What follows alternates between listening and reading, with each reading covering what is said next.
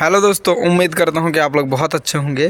तो फिर एक नया वीडियो में आप लोगों को कुछ जानकारी देना चाहता हूँ। और एक भाई ने मुझे कमेंट करके पूछा था कि इसका कॉस्ट कितना आएगा, तो उसको मैं बताना चाहता हूँ कि ये कॉस्ट अभी हम लोग नोटबुक में नोट कर रहे हैं। ये प्रॉपर बनने के बाद ही आपको बता पाएंगे।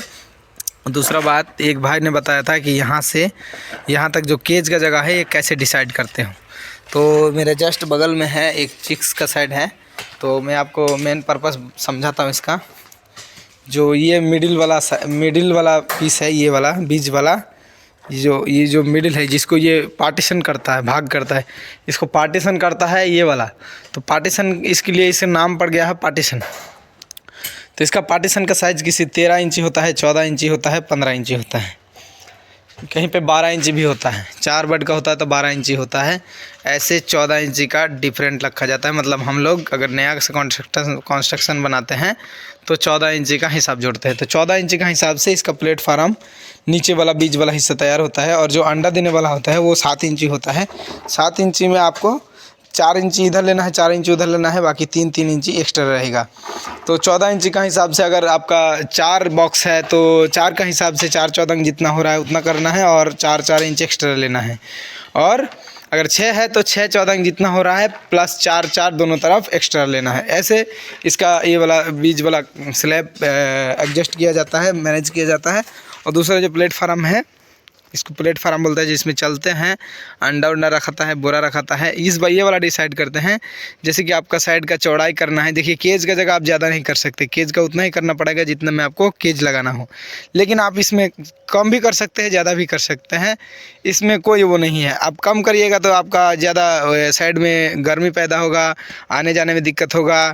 और ज़्यादा करिएगा तो आपका वेंटिलेशन, हवा का आना जाना ज़्यादा रहेगा और गैस कम बनेगा, और आने जाने में भी आपको आसानी होगा। तो इसको दिखाते हैं हम लोग आपको साइड से।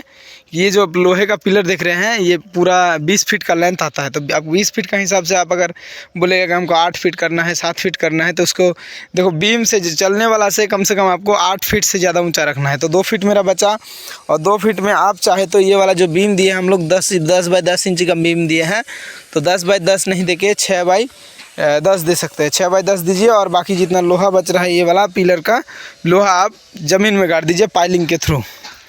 ये तो हो गया। बाकी ये जो सरिया निकल रहा है पाइलिंग का, इसको आप यहाँ बेल्ट कर दीजिए, ताकि पिलर का भी मजबूती बीम का साथ। मेन पर्पस है इसी का यही है कि ये जो अभी है, इसमें अब हवा चलेगा कैंची उची चढ़ाने के बाद, तो ये हिलेगा। लेकिन यहाँ पे जब चारों तरफ से ऐसे वेल्डिंग हो जाएगा, यहाँ पे जब वेल्डिंग कर देंगे इसको सरिया को, तो ये हिलेगा नहीं पिलर का भी। बीम का साथ पकड़ाव सपोर्ट बहुत अच्छा बन गया, क्योंकि ढलाई में ठोस है और ऊपर से वेल्डिंग भी हो गया, तो और ज़्यादा मजबूत बन गया। तो ये तो हो गया आपको इधर। और ऐसे आपको दिखा रहे हैं, यहाँ काम चल रहा है। यहाँ पर आप एक नाली बनेगा, जो इसका बीट गीला होगा, पानी डाल के इसके खींच के यहाँ से ऐसे ले जाएगा। आपको दिखाता हूँ, इधर बना हुआ है, देखो ऐसे यहाँ से नाला से बीच के में आके इधर को निकाल लेगा। ये गीला बीट होगा, ऐसे भी गीला नहीं होगा तो बाहर तरफ पीछे तरफ जो फिनिशिंग का पानी रहेगा, फिनिशिंग का पानी डाल के गीला करके ले आएगा बीट। मान लीजिए आपको 15 दिन में, 1 महीना में बीट को सफ़ा करना है। चाहे तो वो चीज़ आप यहाँ नीचे पक्का नहीं कर सकते हैं, पक्का ना करके नीचे और गहरा कर दीजिए ताकि चलने में बने। फिर सूखा बीट आप निकाल पाइएगा। सूखा बीट में यही होता है कि सूखा बीट में गैस कम होता है और गीला बीट में गैस ज़्यादा होता है। और गीला बीट में बीमारी का चांस ज़्यादा होता है, सूखा बीट में बीमारी का चांस कम होता है। यहाँ जो आप रास्ते में मिट्टी फिला हुआ दिख रहा है, इसको भी हम लोग ऐसे पक्का करने वाले हैं। लेकिन चाहे तो आप पक्का नहीं भी कर सकते, इसमें नॉर्मल ईंटा बिछा दीजिए। ईंटा भी नहीं बिछाना होगा आपको, तो बस मिट्टी को बराबर करके धुरमुस मार के बस ऐसे इसमें चल सकते हैं आराम की, क्योंकि इसके ऊपर पानी बिल्कुल नहीं गिरेगा। पानी का यहाँ कोई काम ही नहीं है, इसलिए यहाँ आप मिट्टी भी रख सकते हैं। आपको पैसा अगर लो कॉस्ट में करना है, कम खर्च में, तो आप यहाँ मिट्टी भी रख सकते हैं। लेकिन आपको बीच में भी मिट्टी रख सकते हैं, वहाँ भी मिट्टी रख सकते हैं, लेकिन आपको दीवार पक्का चुनना पड़ेगा, यहाँ प्लास्टर करना पड़ेगा, नहीं तो कीड़ा उड़ा बहुत घुसेगा, आपका फार्म डैमेज हो जाएगा, केज का लेवल ठीक नहीं रहेगा। तो ये तो हो गया। बाकी पिलर का बारे में बता दिया। अभी मैं आपको कैंची के बारे में बताता हूँ।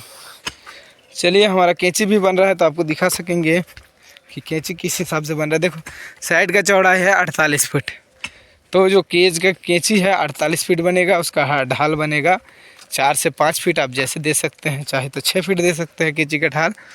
चलिए मैं कैंची दिखाता हूँ आपको। यहाँ पे पूरा मिट्टी लेवल हो के थोड़ा बहुत रेता डाल के हम इसको करने वाले हैं। इधर इस तरफ रहेगा 5 फीट का स्लैब, उस तरफ जहाँ खुदाई करा वहाँ भी रहेगा 5 फीट का स्लैब। यहाँ पे पंखा लगेगा, वही वाला बड़ा वाला पंखा इधर आके लगेगा। ये इसी फार्म बन रहा है। और ये है पाइलिंग का गड्ढा, जो कि 5 फीट गड्ढा किया गया है।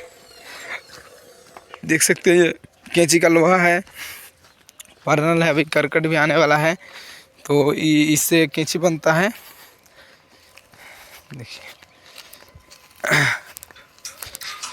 ये है कैंची, कैंची बन रहा है यहाँ पे। देखो ऐसे कैंची बनता है, 3 बाई 1.5, 1.5 बाई 1.5 का कैंची बन रहा है। और कैंची में मेन होता है कि बढ़िया से वेल्डिंग करना होता है।